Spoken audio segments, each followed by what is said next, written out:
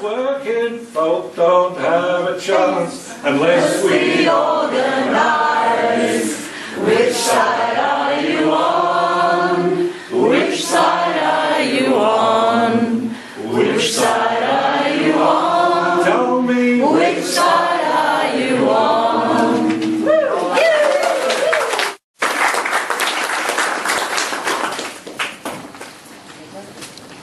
Thanks very much, Trish. First of all, could I acknowledge the traditional owners of the land and pay my respects to the elders past and present. Could I acknowledge my fellow panel members and Amanda and John, and could I acknowledge Kitty up the back, who was we had a good chat with before we started. I should actually recommend when we come, you should come and get a good feed. It was actually really good. You know? Keep the local economy going. You know? Now, I've been all week in Parliament on estimates, and that means you're in Parliament from about 8 o'clock in the morning to 11 o'clock at night all week, fighting Tories, as Albo would put it. So I feel very invigorated but quite tired. So bear with me, I wasn't expecting to be here this morning, but I think I can talk a little bit about this without any real preparation. You know, what's left? I mean, that was the rhetorical question. I must say, John and I had the same. I showed John my notes in his opening. Mine was, you know, what's left to do? That's the first thing that came to my mind. You know, when you talk about what's left, you know, I don't need, and never really think much about the intellectual basis of the left. I like to leave that to the academics. I'm usually thinking about what do we need to do on the left, because I know what the left is for me. You know, and what is the left? For me, it's about building a good society, for building a better society, for looking after those that can't look after themselves. Pretty simple. Not a lot of ideological underpinning that's needed. If you've got it in your guts, that you know what's right and you know what's wrong. And also, you know, what's left of the left came to mind for me as well. You know, that is a very important question. And it's a question that when you look around, you know, our meetings up here, that we are ageing. We're all getting really grey. There's not a huge amount of young people here. Amanda, you're one of the exceptions. Well done, thanks very much. But we've got lots of good young lefties around the place, but they don't come to meetings like this. And we need to look at what ways we can get young left people engaged in the left, committed, and be the next generation of an effective social conscience in this country. So my view has always been it's about building the good society. And if you're building a good society, I've argued within the left for some years that you can't do that without engaging in the economic debate. And I've found that the left predominantly engage in the social debate. And nothing could be clearer than that than in federal parliament, where I was a member of the Senate Economics Committee. I was a member of the Senate Economics Committee because I demanded to go on the Economics Committee from the left, because I felt it was such an important issue to be engaged in. Because you can't build a better health system. You can't have Scandinavian type, you know, rights and infrastructure and health and education unless there is the money there to pay for it. And for some on the left, to talk about money was a bit passé. They wanted to talk about how you have a good health system, what you do with the internals of the health system, how you deal with the internals of the education system. I just thought you have to make sure that there is enough money there to actually pay for it. And that's the difference between most of the Anglo-Celtic countries internationally and the Scandinavians. And the Scandinavian left always understood the importance of taking strong economic policy as the basis of the social policy. I think we forget that too much in this country. And it got to the stage where I'd been on the Senate Economics Committee for 5 years. I was probably the most engaged senator on the Economics Committee, and yet when the chair of the Economics Committee became available to the Labour Party, I was told, you can't get it because you're a lefty. Right?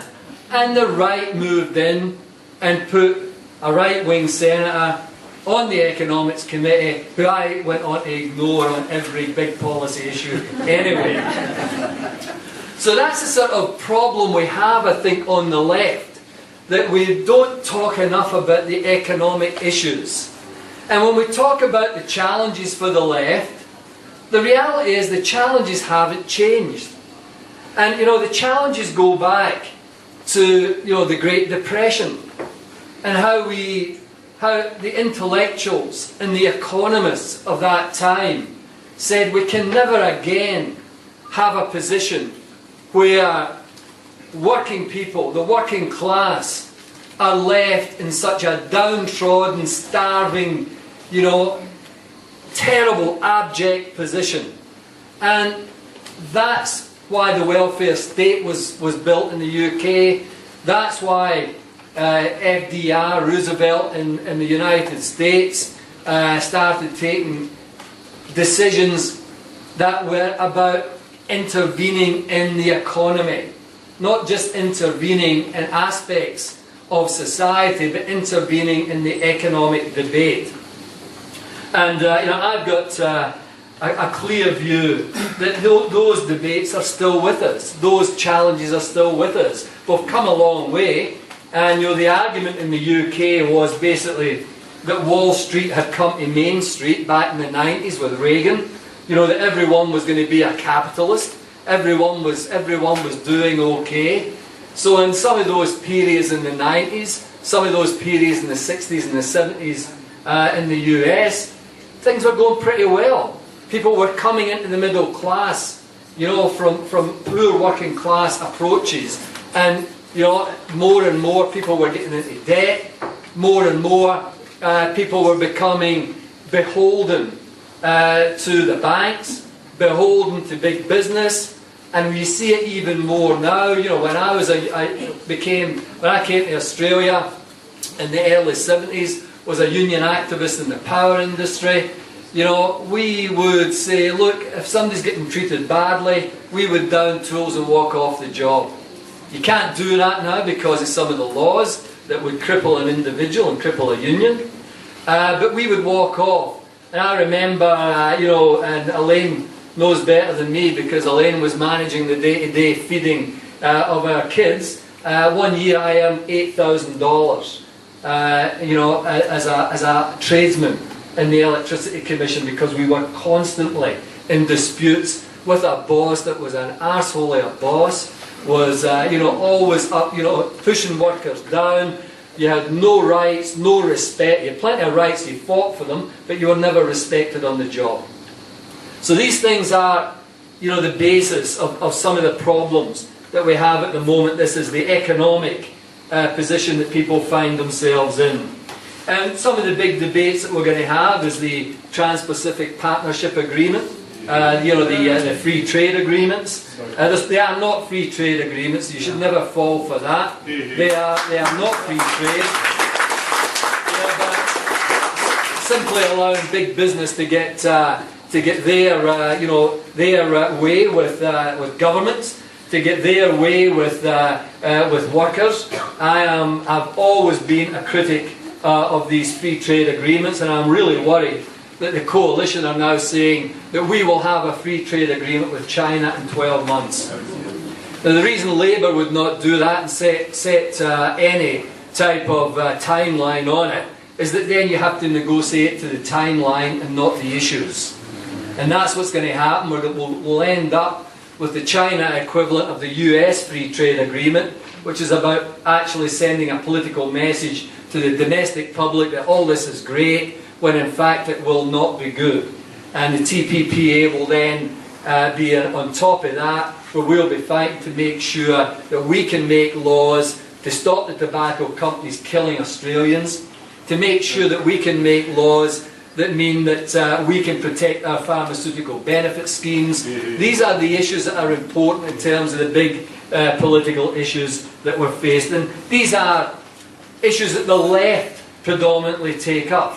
The left take these up.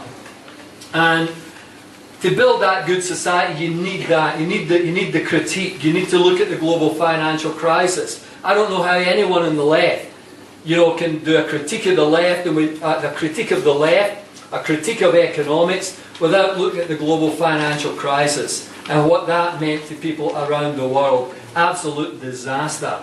The environmental issue, I think, is huge as well. I don't need any convincing.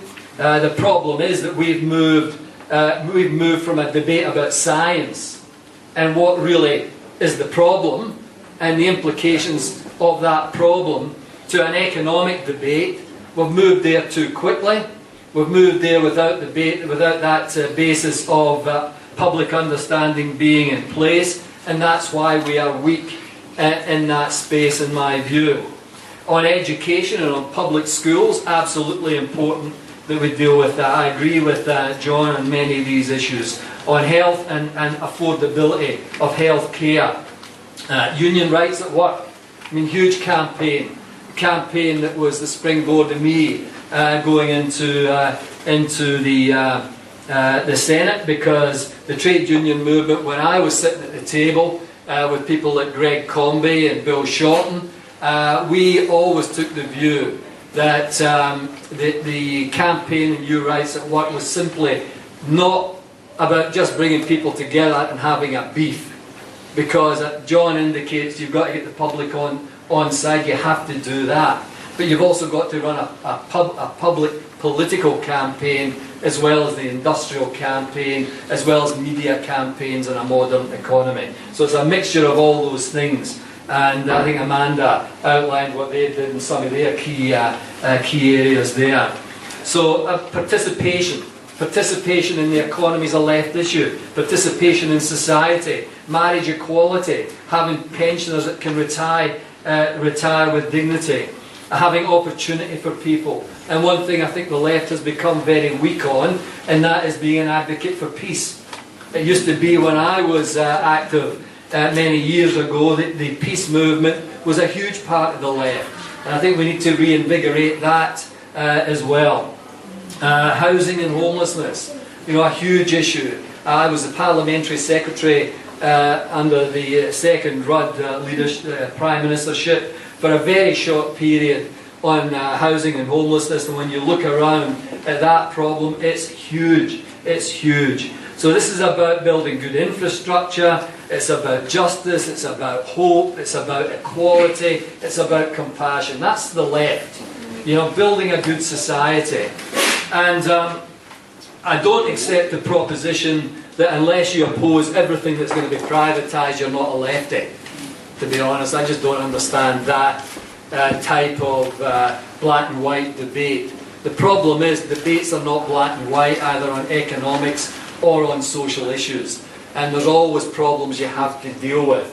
And you have to, I think one of the things we've forgotten is the strength of the opposition. And nothing could have been highlighted more than the mining industry with the mining tax, with big business on the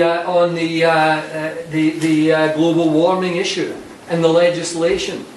They came together against progressive and left views on these issues, and they used all of their might, all of their force. And it's not just the money that they have, it's the influence they have in the newspapers, it's the influence they have on the radio, it's the influence they can have in forcing their views on people who don't have the capacity to critically analyse the issues.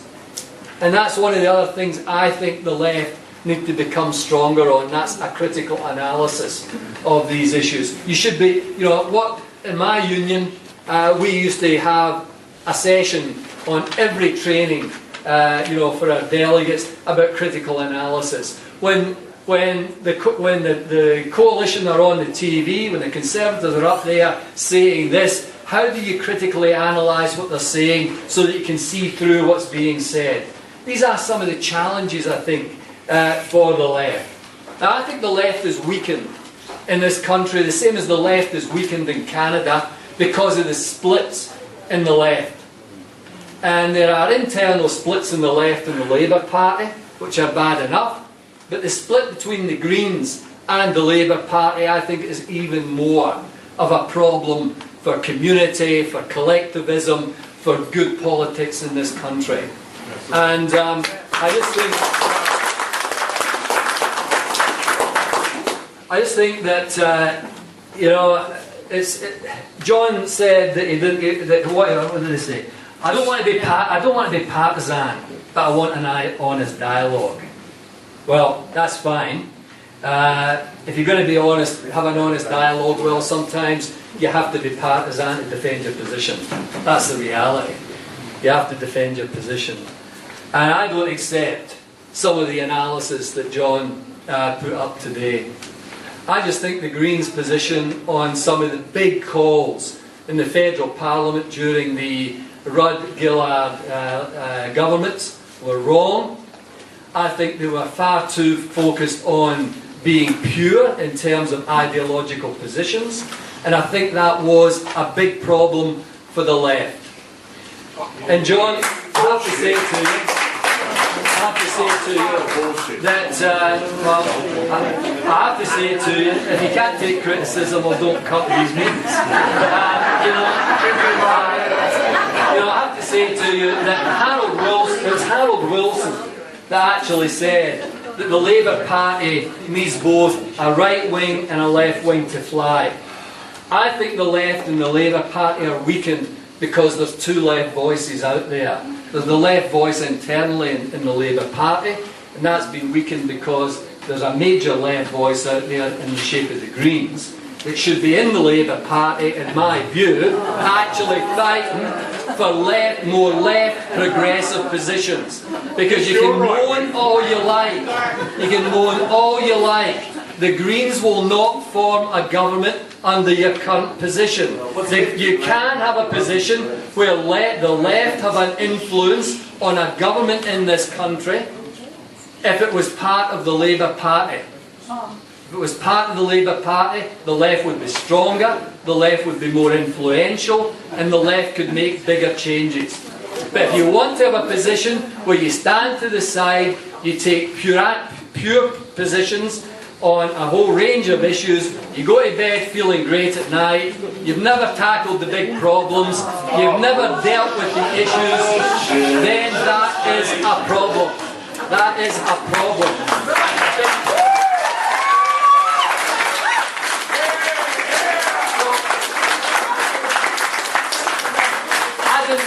I don't come here to be partisan either.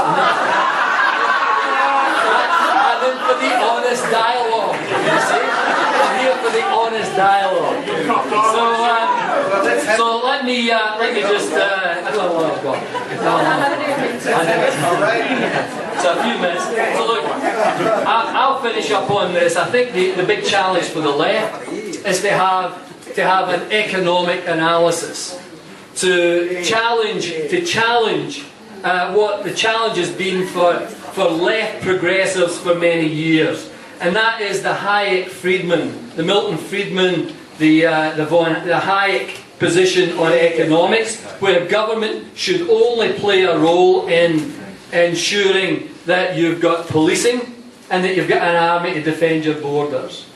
And that's the big debate against the Keynesian debate that went on. People like J.K. Galbraith in the US taking a position where you had to build the good society. So there are huge issues, and I think we should have those debates. I think we should look at how we can make a difference, and as long as we are splintered on the left, as long as we are not renewing the left, as long as we're not reinvigorating the left, as long as we are just being pure and not being pragmatic about the art of politics, about what politics can deliver, about how you need to work politics carefully, then I think we're going to be less fortunate as a country than we have been. I think we've got a problem there. So I'll finish up on the basis of saying that's my non-partisan, my contribution to the debate, the same as John.